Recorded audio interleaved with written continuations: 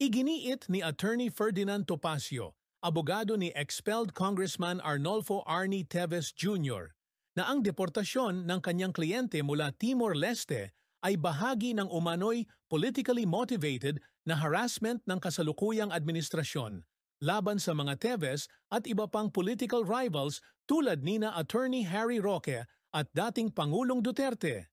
Ayon kay Topacio, nalungkot sila sa naging hakbang ng gobyerno ng Timor-Leste na i-override ang court order na pumapabor kay Teves, kahit may panganib umano na siya'y makaranas ng cruel at inhumane punishment sa Pilipinas. Umaasa naman si Topacio na papanigan sila ng korte sa Pilipinas, lalo't maraming testigo na umano'y bumawi sa mga naunang pahayag laban kay Teves.